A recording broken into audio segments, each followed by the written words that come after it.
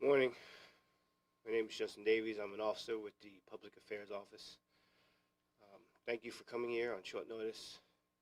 I'd like to introduce Chief Johnny Jennings.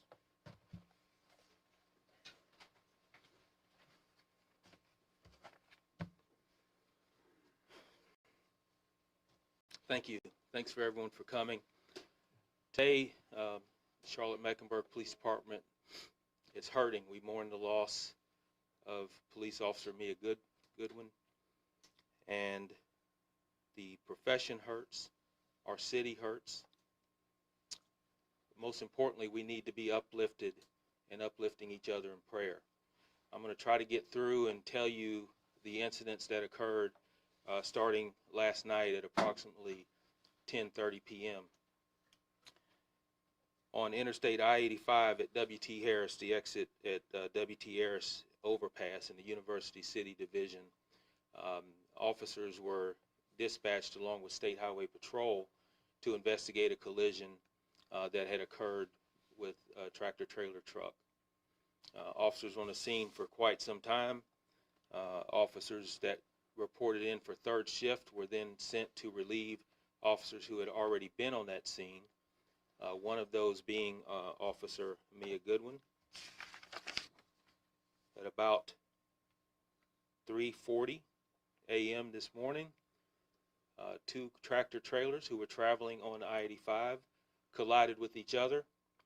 That collision then caused their vehicles to run into the officers who were working on the scene.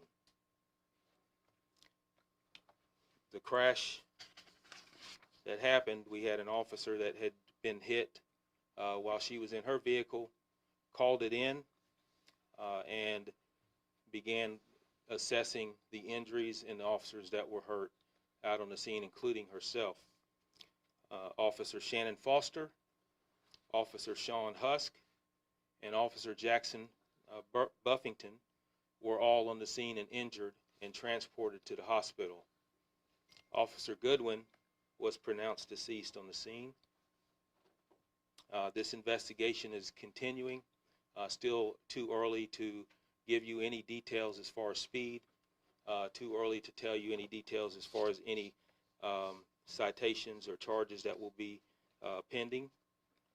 But at this time, like I mentioned, we are asking for your prayers, not just for this Goodwin family, but for all the CMPD family and for our great city. Officer Goodwin was hired on October 26th of 2015. She was a loving mother to her 3 kids, a 3-year-old, a 1-year-old, and a 4-month-old. Officer Goodwin had just returned from maternity leave just a few days prior to this incident. She's also survived by her loving husband, Brenton, who is a firefighter with the Charlotte Fire Department. Again, we asked for you to lift us up in prayer. Pray for the family, pray for the officers that were injured. By the grace of God, they were each released from the hospital today. And we will continue to move forward as a police department, as an agency, as a profession, and as a city. So I will be happy to answer any questions anyone might have. Officer Goodwin, we know that all officers are so involved in their communities. Can you tell us more about the type of involvement that she had here in Charlotte where people may have seen her before? Well, what I can tell you is Officer Goodwin was good friends with a lot of people, former and current officers, and I know that she had reached out and had actually asked for guidance on how she can, she'd been on about 5 or 6 years, and she's already looking at guidance on how she can do more and how she can advance more within the Charlotte-Mecklenburg Police Department. You know, being in the University City Division, it's a very busy division that keeps her moving quite a bit, and I do know that she had aspirations to do more, and that's what we want out of all of our young officers. Chief, can you talk a little bit about Officer Goodwin and her role as a mom? You know, she serves the community, but she's also I think I can speak for Officer Goodwin and any parent who's in this profession to have to juggle this profession. She's a third shift officer. Imagine trying to be a mother to 3 kids, a husband who is a firefighter whose jobs and hours are just as demanding, and to have to be the best mom that she can and the best husband that she can. This profession is one that's not for everyone. But I do know that she knew it was for her, and I know that she wanted to continue and make this a career and not just a job.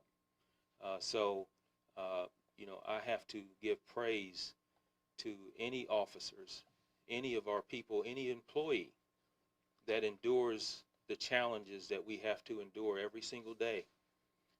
We put on this uniform, and we know that there's no guarantees that we're coming home to our families. And that is the most difficult part.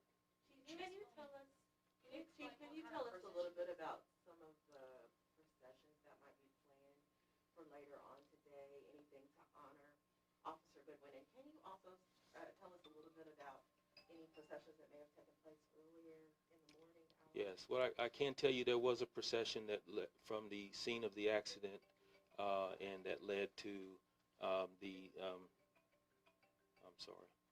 there was a procession that we had earlier that took Officer Goodwin to the medical examiner's office. As far as processions that are leading, we're still working on some of that and some of the details, but we will certainly put out what we can as far as to let the public know, because I know there's going to be a great deal of support to honor her life and to celebrate her life as well. Chief, how are the officers who were on scene this morning doing? I know you guys prepare for this, but you don't prepare for this. There's no way to prepare. You can talk about it. You can plan for it. You can have operation plans on what we're going to do if it does happen. But until it does, it's something that you just really can't put your arms around. The officers, I can tell you, are distraught over what's happened. They're emotional over what happened. But what I also can tell you is that I thank God that the officers that did survive are alive today. If you see the aftermath of the collision and what happened, we are fortunate that we're not talking about more officers that succumbed to injuries, but I was able to speak with each of them this morning, and they're doing as well as can be expected. And just to clarify, you said 2 other officers were injured, but they've since been released, correct? There were 3 other officers injured that have been released. What hospital were they taken to? Atrium. Chief, where were those officers when the collision happened? So the collision happened. The officers were in the roadway. We had one that was, I know at least one was in his vehicle. We still are looking at the investigation as far as where the other ones were. But if you look at the wreckage and how extended that was, so any officer that was on the scene pretty much was in the path of this collision. And we were very fortunate that we did have officers that survived this collision. The 2 tractor-trailer drivers, were they injured? I'm sorry, were they injured? Yes, so one of the tractor-trailer drivers was transported to hospital. That driver is still in the hospital as of this press conference. Are they facing charges? That's still too early. That's something we're definitely looking at. We still need to conduct interviews. We still need to do the accident reconstruction. Once we can get to a point to where we can determine whether charges are appropriate or not, we'll certainly face that when we get to it. You talked about Officer Goodwin professionally, but what kind of person was she? You know, I can tell you what I know, and I didn't personally know her, but what I can tell you from my conversations is that she was an inspiring young woman who wanted to do more. She was someone who felt like she had a lot to offer in this profession, resilient, and she loved the people around her, the people that she worked with. So I know that her and her husband were loving people, and that they both had future plans and aspirations of their future. And it's one of these situations where we recognize now that life is not guaranteed and life is short, and we have to embrace it while we're here. Chief, this is probably not known. The cruiser that had heavily rear damage, was that on I-85 or was that on an exit or entrance ramp pushed by one of the vehicles? Yeah, all the cruisers were on I-85, and there were actually 4 that were received some extensive damage as well. And Chief, is it too early to tell if the move over law is the case? You know, we've been talking through this all morning. We've been looking at the what ifs, what could we have done to improve the safety of the officers, and watching the video of the crash, watching the aftermath of the crash, I don't have answers.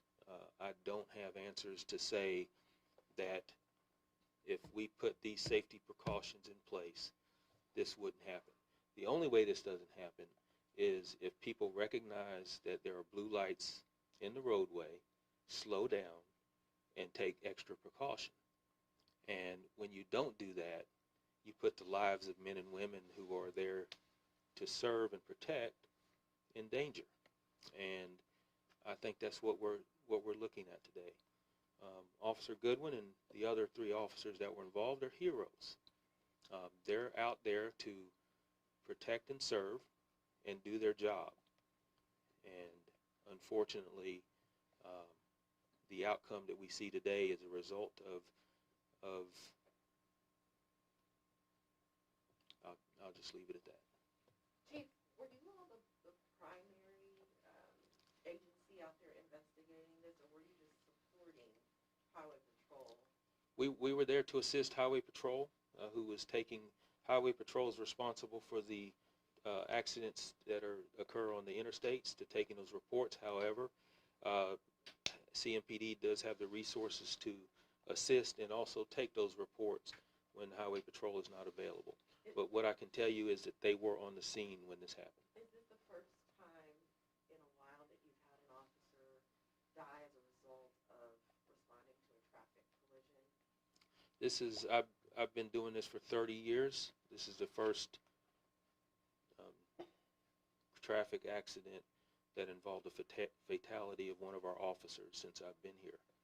I believe, and I'm not definite on this, but as we look back, we believe the last time this has happened has been in 1980s, somewhere in the 80s. Who's the lead investigation agency on this now? CMPD, our major crash unit, will be the lead investigating agency.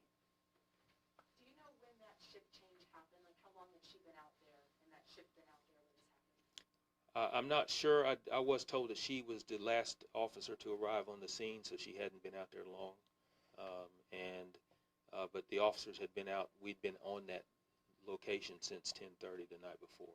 I'll take one more question. How will CMPD support Officer Goodwin's family with finances or emotional, mental? Well, the answer to that is just yes, in every way possible.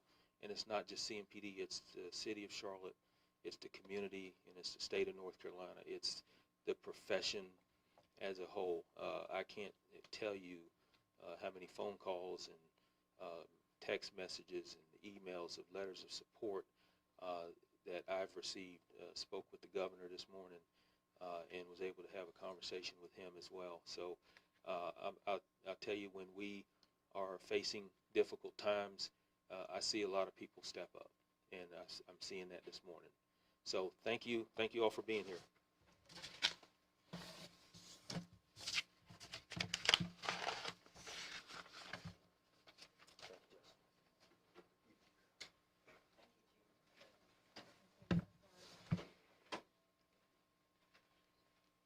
All right. Again, this concludes the press conference. This is a tough time. Thank you again.